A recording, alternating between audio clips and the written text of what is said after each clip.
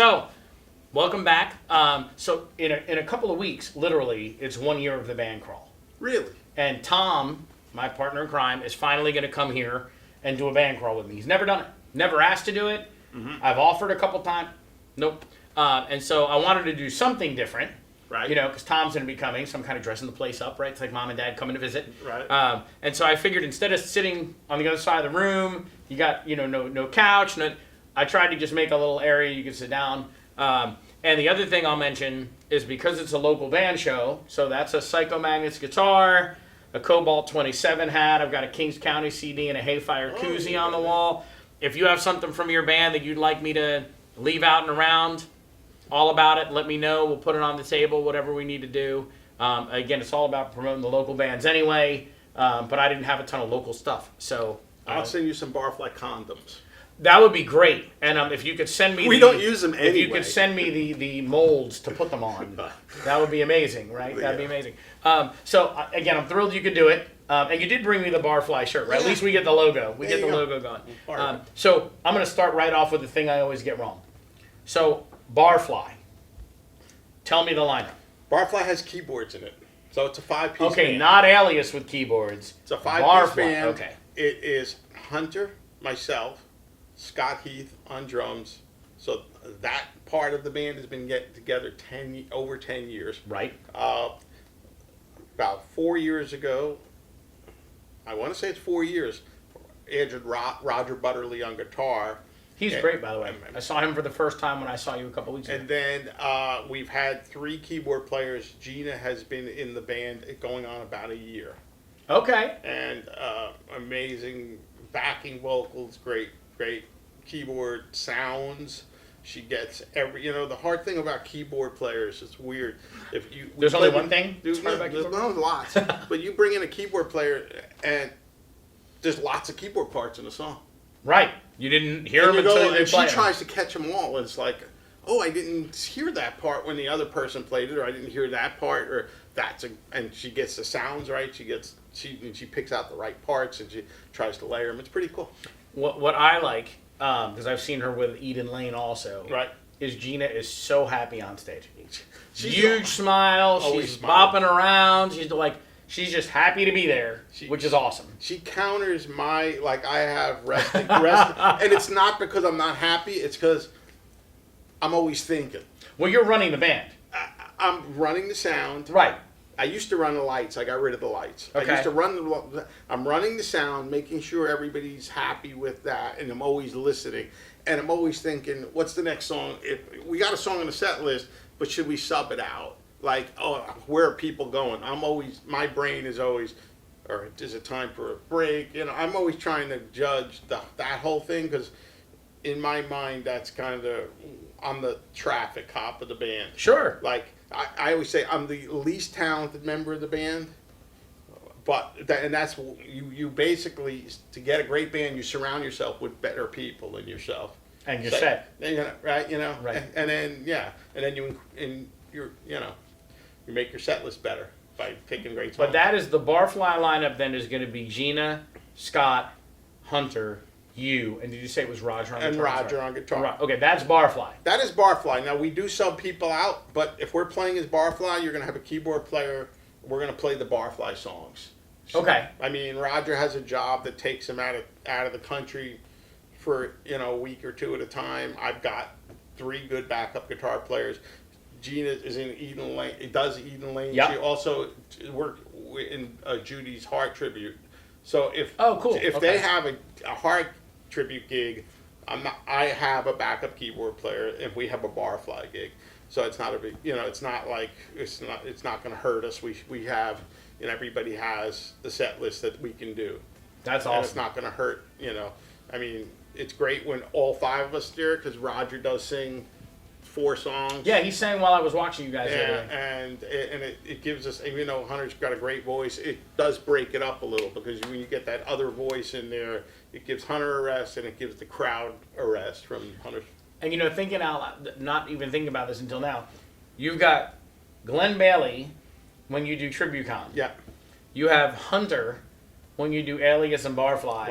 Right. Those are 2 of the top singers. Yeah, I'm spoiled. Period. Like, yeah, I'm just thinking, wait a second, you got. I'm spoiled. Like, you go play with somebody else, and you're just like, and I don't. I mean, or you go hear another band, and you're like, it's okay, but you know, the singer could use some more. And you're like, no, you got to be normal. Like, this is, you know, I'm Right. really Glenn and Hunter are a little bit yeah. unique in their vocal ability. And you know, so you're just like, they but it makes everything I want to say easier, but it makes it better because people will stay.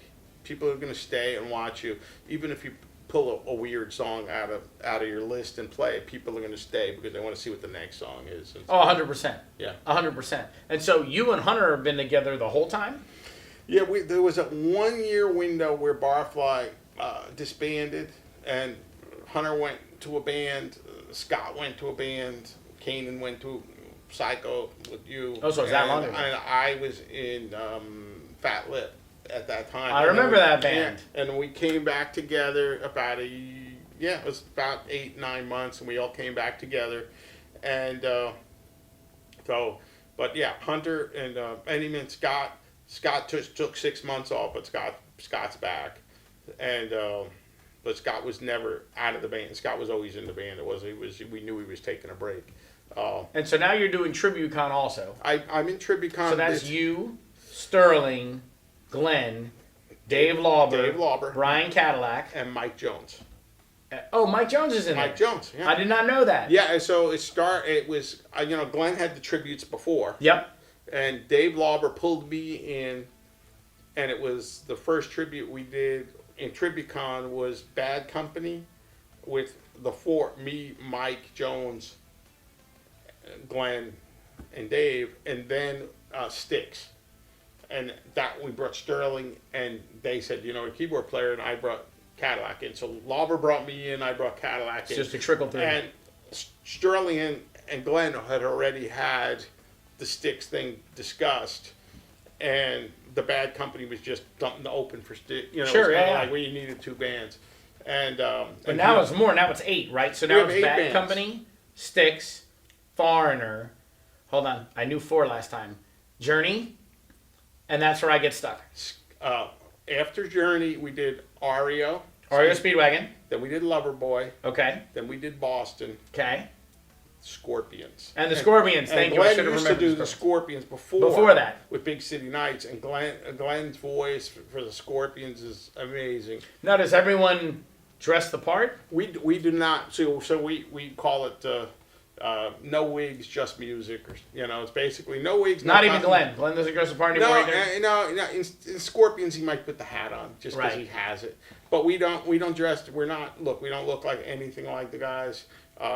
I don't look like anything like anybody, but but it is but it's just a musical tribute, and I know Glenn's got something else coming out soon, and when he's ready to announce That's awesome. Come out. And Crash Rocket is still going Crash strong. Rocket. Look, I've never met anybody that works as hard as Glenn, because he's got Crash Rocket going. And then when he has, so we just do pretty much Sundays with Tribucon, and so he's working at getting us gigs, but he also has to manage our other 5 guys' schedules, who's available. Yep. I don't know how you pull that off. And then we have to rehearse. If we have to learn the stuff, get it right. They got to get the vocals down, and then we have to rehearse. And then if we don't play it for 6 months, we got to rehearse it again, because it's not like your regular cover band where you're playing the stuff every week and you throw songs in and out and you get some muscle memory. Right, exactly. If you don't play a band, for 6 or 8 months, we didn't play Bad Company for a year. We just put it back in a couple weeks ago. You got to go back and at least touch it up and get it back in your brain. But yeah. And where do you rehearse? Glenn's house in the land. But nice. We've got easily 100 songs. Right, and you have to sound as close to the band as you can sound. Luckily, you got 2 really good guitar players, and the keys are great, and they got 4 good vocalists. Luckily they don't need me to sing in the band, but I mean, and they hit all those harmonies and get all that stuff worked out. And everybody's a fan of something. So, like, you know, Sterling likes a stickler for, he loves the Journey and the Styx, and he's like, we did this, let's go back and fix this. Or Sure. Lauber loves Boston, so he does this. But so it's really fun, and it's challenging just to keep your chops up. Whereas, Well, you've got 4 bands. You, right? Barfly, Alias, Tribucon, and then you're subbing in I for a sub in fourth at other some bands, time. sometimes, but like. So you're juggling all of that. Now, are you still working? Oh yeah, I'm working right now. Yeah, Hey, sure you boss. are. But, That's right. Yeah, and I work, but I work from home luckily. So but I, you know, so Barfly we try to add 1 or 2 songs a month. Yeah, Whereas if we're doing a new Tribucon, it's 8 to 10 or 12. right, understood. So the difference also is when you're doing a deep cut, you might not have even know the song. You might be like, Right. I heard this once. once, not like, oh, I know exactly what's going to happen. Now I just got to figure out where my finger goes, my fingers go, what the chord progression is, or where I'm moving. It's totally different. Like, so you got to learn songs that might never have heard before. Like, you know, there's some deep cuts when you get into the Lover Boy. There's, you know, 6 hits, and then there's 3 songs that I'd never heard before, and I'm like, oh, I learned those or whatever. Now, as long as you've been in Barfly, as long as you guys have been playing, and with all the different stuff you have, do you rehearse? I'm guessing you don't. Yeah, you guys are just good enough at this point, like know each other well enough and whatever. With Roger, we rehearsed 3 times after he joined the band. Okay. Gina, we've never rehearsed at all. What we do is we say, hey, we're going to add a song next week. Like last week, 2 weeks ago, I told them 2 weeks ahead, we're going to add a song. And you saw us do it the first time at Cattsburg. We did Talks to Angels. And there's a real specific reason why I picked the song. It's an open E tuning. And we already had another song, Stay With Me by the Faces, an open E tuning. And it seemed silly to Roger to have a guitar tuned for one song. So I'm like, let's pick another song. And plus, it's a great song, and I knew Hunter would kill it. Right. So we're like, hey, let's add this song in 2 weeks. Everybody cool? Yeah, okay. We show up, and I'm like, it's on the set list. It's right next to the other songs. So they'll switch guitars, and bam, like. Yeah, and you're done. Did it sound okay? Oh yeah, everything. I have not gone to a show ever in all the times I've gone to see you guys in Barfly and been like, wow, that's a mess. Because we rehearse every week. Right. Almost every week. We skip here and there. And we actually, towards your muscle memory comment, we have a status on the set list that is FUL, which means fuck up live. Right. Because at some point you just have to go do it. Right. And get it right. And if you get it wrong, then you'll know for next time. You know, you got to do. We rehearse all the time. But you run songs together. Yes, we usually don't stop between songs. That's where you would definitely we could benefit from that, because there's a little bit of, like, you know, we don't play a lot of dance clubs, but when we played Fredsters, for instance, or something, it's like, okay, stop, maybe change guitars, something like that. I'm like, okay, if we didn't stop, those people left the dance floor, they came right back. I mean, right, and sometimes they will, sometimes they won't. But if we kept going, and I'm like, we had some better transitions in a couple of those songs, we could probably benefit from a rehearsal there. But it's, you know, and Alias we don't rehearse an Alias either. Right. And Alias, it's always on there's never been a train wreck, but it's always on, it's fun. It's like you're walking that high wire where it's like, do I really know this song? Are we going to pull it off? Right. And that's like a whole nother skill set for me for Aliases, because Alias is maybe 10 different guitar players that have. Right, it's basically the Hunter Rob Jam Band. And I've used 6 or 7 drummers. So I have an XL, which is songs on it, and that's all. The first thing I'll say is, hey, it's usually guitar. The guitarist is the one to say, hey, give me the list of songs you know. Then I go through them and go, we know these. Hey, these 3 or 4 are easy to pick up. Then okay, that guitarist knows these songs. I check them off, write a set list, send it out, and then go, which drummer would work cool with this guitar player? Sure. Boom. and you've got to put them in. And I'm sure after a while, they get to know the songs enough. Yeah. I mean, like if I, for instance, I used Dave Reynolds actually got at Old Dale's Ales. This is how Dave Reynolds got it. He had an offer for a gig that his band couldn't do. It was a Wednesday night. They don't play midweek. Yep. Scott in our band doesn't play midweek. So he's like, hey, he goes, who do you want to use on drums? I go, I don't know. You got anybody in mind? He goes, how about Greg from Speed Limit 70? There you go. I go, I've never played with him. I've seen him. He's really good. Let's try it. Send him the song list. He knew every song. It was like there wasn't anything he said, nah, I don't want to do. So I went through Dave's list. I'm like, let's pick what's going to work best. And, that's how it works. I mean, and then Steve Kanan moved back to town. I had an offer for it was really last minute. It was a Monday. Can you play Wednesday at the Doghouse type thing? And sure. As a matter of fact, I'm pretty sure Tom told them, gave me the information, told Hunter, and I called them. Nice. I called Steve. I'm like, you want to play? Sure. Well, Steve, Hunter, and I know 150 songs together. Right. So I sent a list to Greg. He comes back. He knew 135 of them or something. And I'm like, okay, now it's a 3-hour gig. Which 30? Right. What are we gonna play? Which 30 are we gonna do? And God forbid we play Stranglehold. Which 22 are we gonna right. play? Right. That's awesome that you guys can just jump in and do it. It's good. Steve Kanan's one of my favorite guitar players. And it's just fun because at every gig, it's, wow, you guys are great. And you just look at it, you can't tell this band has never been together before. Like these 4 people. Now, this week when we're playing, it's going to be a repeat. Dave has played with Dave and Hunter. I mean, this is Dave Reynolds, Reynolds and Dave Lauber played together with us like twice before. But even geography is sometimes how I pick. It's like Lauber lives in Deltona. He's got nothing going on that night. It makes his life easy. And he has another new band too. He has All In. He's got a new band. It's a dance band. Dance band, Midnight Mayhem Light. He's and that's where I know at least Storm and the singer Jen are coming here next week for the band crawl. Oh, because I think Lauber might be coming too. I don't remember. I think Dave Lauber might be coming too. Because they've got their first one of Fredster's, which is Memorial Day weekend. So we're putting a big thing out. Like it's a whole big deal. So with all these things, okay. So you've had the jam nights. You've had 30 lineups. You've had now you've got the Alias and Barfly and Tribucon and you're subbing. There's got to be a like, holy crap, you'll never believe this happened moment somewhere, if not 300 in that mix. In as far as, let me say, anything that it's mostly, to me, like it's mostly,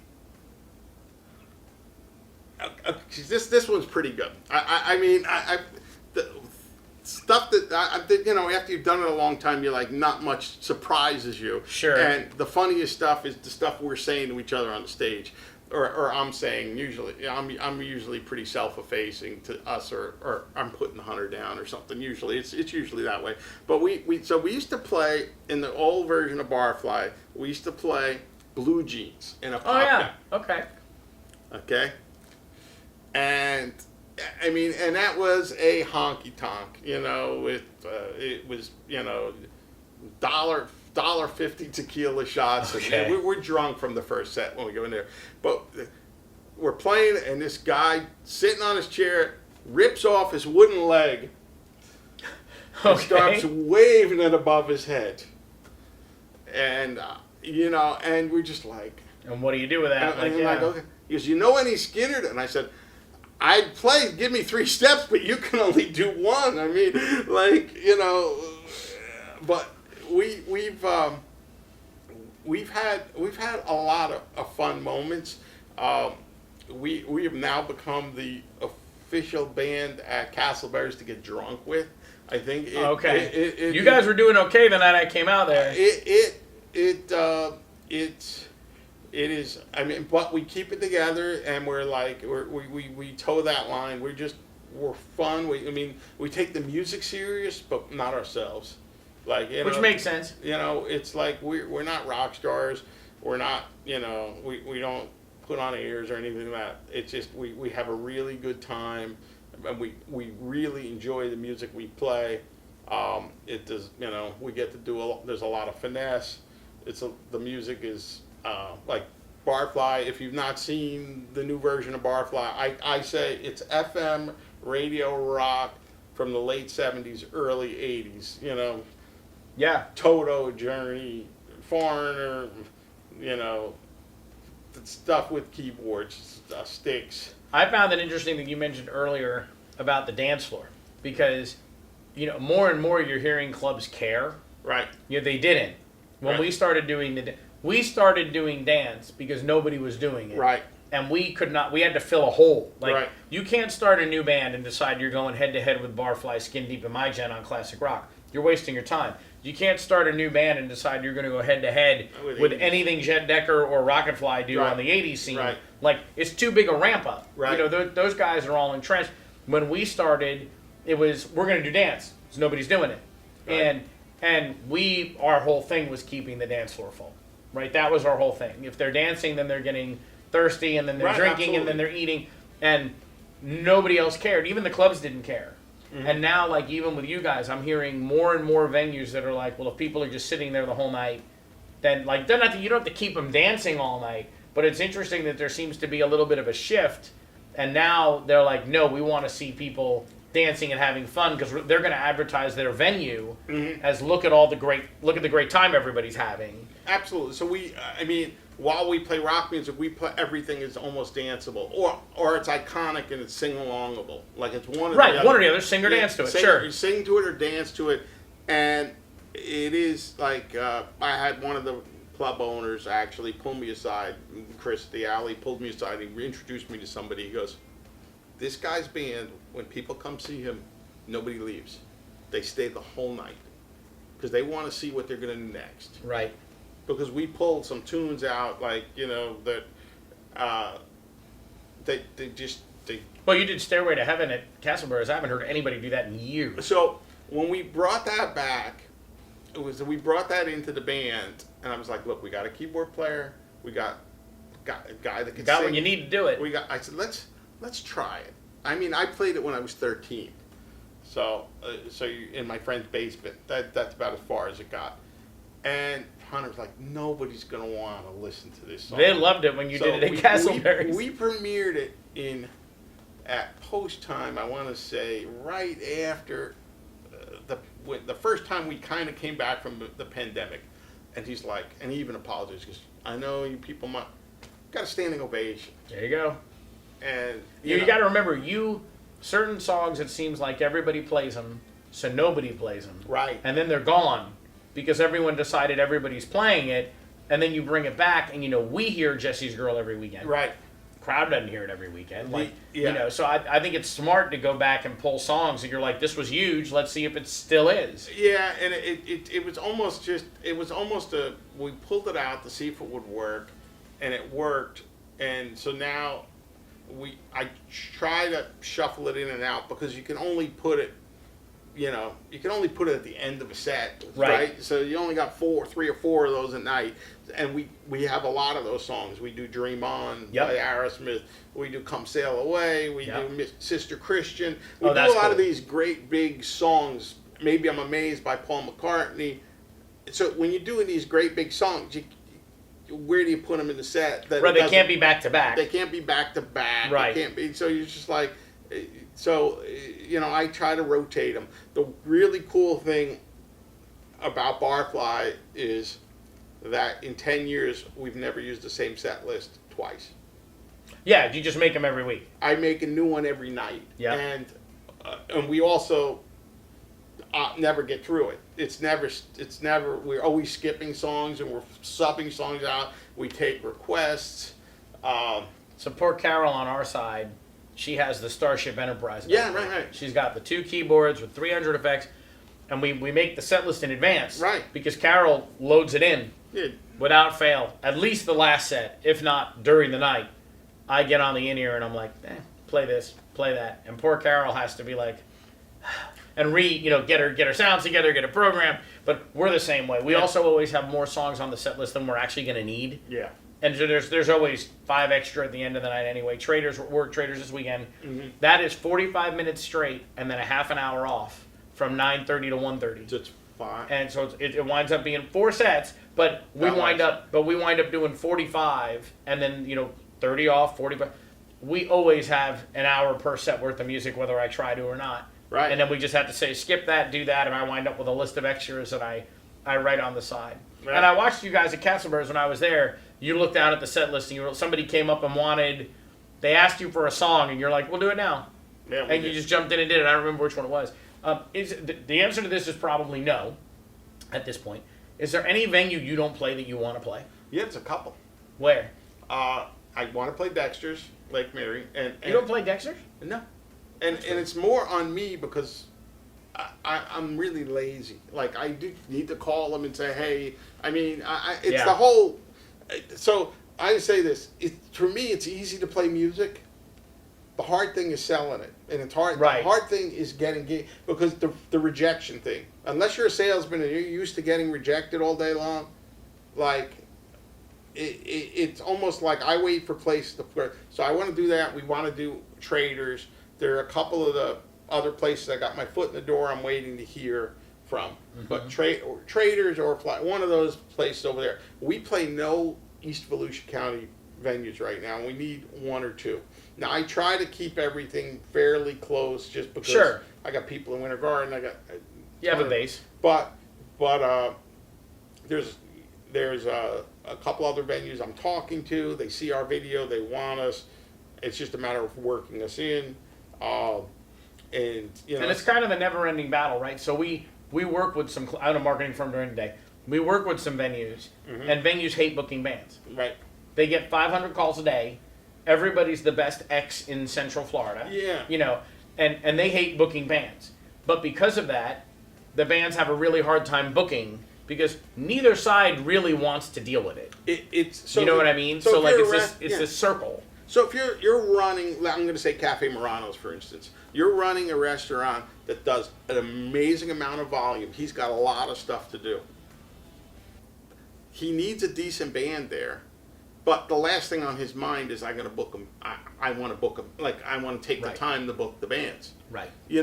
I'm just using him as an example. And we find we have to go in person. Even at clubs that we play in, when it's time to do next year, like I either have to be there for the night and be like, let's map out our calendar while I'm here, or I have to go to dinner or whatever, and then go during the week when they're not busy and be like, hey, we'd love to play here, or we'd love to get dates for next year here. I mean, that is kind of a job in itself. If that's the part and the other thing, I don't know if I can say this without people getting mad at me, but I'm saying anyway. The crowd, there's a group of people who know music. Right. And they know what they're listening to. Right. There's a large group of people who do not. Right. And so there's this perception that like a lot of people think almost everything they see is fantastic. And you're like, no, these 7 bands are better than those 3 bands, so you should give those 7 bands a chance. But because the crowd doesn't know the difference, a lot of times a band that does the best at a venue isn't the best band. They're just the best showman. Right. And not that there's anything wrong with that, but I mean, it makes it even harder to book because a lot of clubs don't care if you're the best. They care if you're the best at their venue. Right. Yeah, and I have the opposite in one of my venues. They call me in July and they say, I need you next year. I want to give you, here it is, and by the way, you're getting a raise. Like, not even ask, because I'm doing well there, and they realize we're worth it to them. And then you go to somewhere else, and they're like, yeah, I'll get back to you. And you hear that 4 times, and you're like, and I've been in other bands, and you like you say, you go and you say, our band is really good. I don't even say that anymore, because I don't want, it's irrelevant if our band is good. It's, here's a video. This is what we sound like. This is a live video of our band. This is where we play. So here are the other places we play. And don't fire us. So that means we're successful. We're making them money week after week. And our job. We're musicians, but our job is to make sure that the people are having a good time and they're buying food and drinks. Right. Like they're staying and actually they're making money at the place. Stuff. I'm good friends with Chuck at the Oasis, and he'll tell me, like, this is, tell me numbers. He'll say, whatever, you did this week, you did that last week. And he goes, and I'll say, hey, my friend's got a band and they're pretty good. He goes, I had them here. Everybody drank water. Right. Nobody paid for it. Yeah, they had asses in the seats, but nobody bought anything. We don't play post time. Pinter won't book us. And last time I asked him about it, he said, I had franchise players. They're the best dance band in the area, but their people don't drink. So now, in his mind, dance bands don't bring people who drink, so he's not going to book a dance band because it doesn't make his venue money, regardless of how good the band is. So I would say that Rocket Fly is a dance band. Oh, yeah. They're an 80s band, but everybody dances. But they build themselves I understand. in the genres to a club owner, right? There's rock bands, classic rock bands, dance bands, country bands. They're 80s. They're hair metal, they're 80s. Even though they're doing My Sharona, they're doing a bunch of stuff that's... But people, it's the dancing. That's what's causing... In other words, the girls are dancing. And the big shift, look, there's lots of different shifts and why people go out and everything. But as far as, when we were young guys, either you had a date and you brought it to a place with music, right, or you were looking for a date, so you went to a place with right, women. And which is not the thing anymore. It's not the thing. No. Because there's apps. I know. You don't have to leave your house. I know. And they used to say, the drunk driving laws killed the scene. Technology had more to do with it. Now it's just a different scene. Right, it's a different... But people still want to go where they think their friends are going to be that night. Right, it's a social event. So if, Rocket Fly's here and Skin Deep's there, people are going back and forth going, where do I go? Where do I go? Where do I go? Sure. And if I'm here and, Rocket Fly's here, I'm staring at my walls. I'm going, maybe those people will come later. No, there's definitely bands that are still the big draw, and as they should be. There's three or four in town that are just there to draw. That draw everybody, and they should. They put in the time and they're good bands. And I have on here in like 2-3 weeks, the week after the first, I have Giff and Lee Seiler coming in. Giff, by the way, in my opinion, is right up there with Hunter. Oh no, he's best. He can sing like nobody's business. He is one of... there's a lot of people I say they're one of my favorites. I mean, I absolutely love Hunter. Absolutely love Hunter. I love Glenn Bailey. Mm-hmm. I love Judy Drabeck. Mm-hmm. I happen to be a huge fan of Ryan and Dana, which is why they're out front in Midnight Mayhem. Mm-hmm. Those guys are fantastic. Giff is right up there at the top of that list. Giff's great. He sings the Journey stuff. And I think he does Oh Sherry, which I really liked hearing him do, but he hasn't done it in a while. I think he's the one singing Rosanna with Skin Deep. And they're all fantastic. I'm not taking away from Billy or any of... He can just sing, unbelievably sing. And so I'm if I get a chance to go see them, I go see them. No, they're amazing. And as much as I get my free drum lesson from Lee, because Lee's ridiculous, I go there because I want to hear Giff.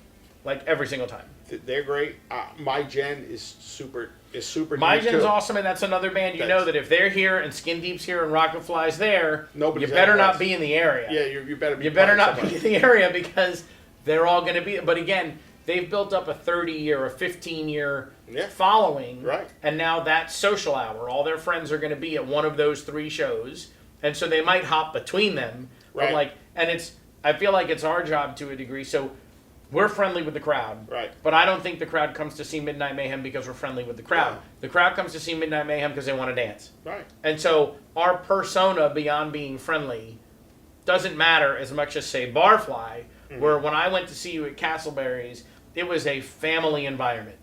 Everyone knew everybody.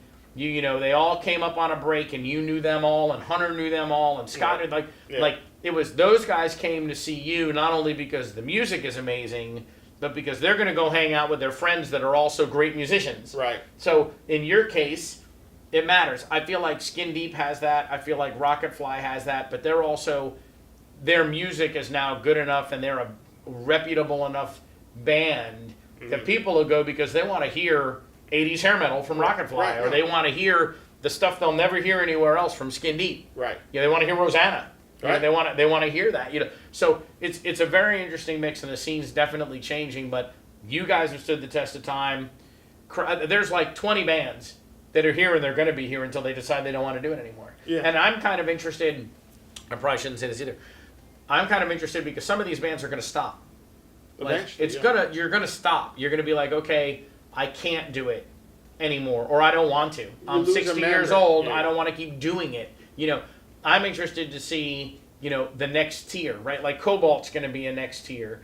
Harlequin, minus obviously, I think Steve's one of the veterans on the scene, so I'm not out of line. But you know, Harlequin will probably keep going a long time. You know, that's why I'm interested in doing the thing where we go and like some of the newer bands' pages. We boost them up a bit. We let it's hard to compete as a new band with Barfly. Well, I say It is. It's hard. I mean, you go to the clubs you play, you're on the calendar and you're not coming off. right. And so now there's less dates. And you know, Skin Deep has dates, Rockafly has dates, Crasher, like those bands, my gen, they're going to be on the calendar, and it's your job to kind of squeeze around them. Well, and that's why And for I the was new bands, that's I was horrible. excited about Fredster's because we got another venue to play. Yes. And immediately when I messaged Adrian and I heard it was Adrian, he's like, "Oh wait, you guys played Dexter's." Yeah, from he was in Winter you- Park. Because I remember you guys. You're great. And as soon as he saw our video, I just messaged the video and he goes, "I need you," and he gave me 4 days immediately.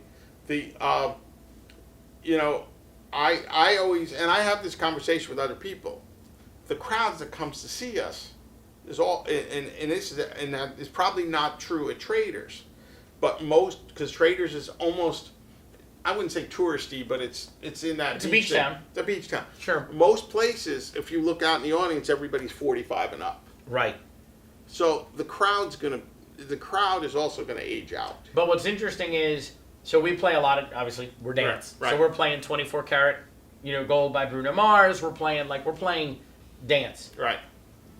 We see a decent amount of the crowd that's 25 to the 45. Right. And at Traders, by the way, because I know you guys are looking to do that, the first set, it's an older crowd. Right. The first set is probably 35 to 55. Right. By the second set, that's it. It's 25. Mm-hmm. You know, the 45 is probably my cap, except for a few people. But that seems to be the music people are going out to see if they're younger, probably because they just don't know the other stuff. They should, and hopefully they will at some point. But it's like we play some songs that we'll have someone come up and be like, "Oh my God, that was awesome," and I'm like, "That's from 1983." Yeah. Well, the usually, and this is when you have a younger person in the audience and they know the song is because their parents raised them. Right, on that and they heard music. it in the car or and whatever. we play all iconic songs. It is like because we like you guys play Apopka, we play the City of Eustis, and so you're playing to a whole street, and there's a lot of young people, and they know every song we play because we play. Depends on who brought you up. We play big songs, and then we do some of the newer.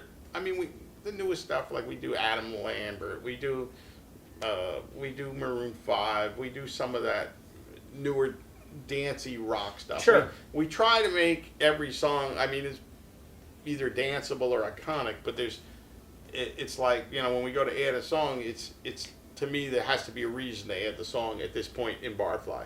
Alias, Alias, everything's out the window. We're gonna play Black Sabbath, or we're gonna play, you know, we're gonna play Pearl Jam, or we're gonna play whatever. It's just a hodgepodge. It's but Barfly, it's curated. The set list is curated. Sure. I would say. And I'm going to ask you, because I've already kept you on this long enough. Yeah. I'm going to ask you. No, we so can talk for hours. You have just one more this weekend, Right. and that's with Dave Reynolds and Reynolds. Dave Lawler. That's out. That is Alias. Right, understood. But there's a Barfly gig the following week. The Barfly is at the Garage Bar, Okay. and my daughter's getting married that weekend, and Scott Bennett is actually subbing on bass. I gave him the set list 6 months ago, and said, "Can you learn some of these songs?" He's ready to go. He said he was in the shed working them out. He's working them out, and so he's subbing for me, and everybody else will be there. And Now, who runs the band if you're not there? I'm just curious. So We're about to find out. So this weekend, so Garage Bar is a unique situation. They have a PA, but you have to bring your own XLRs.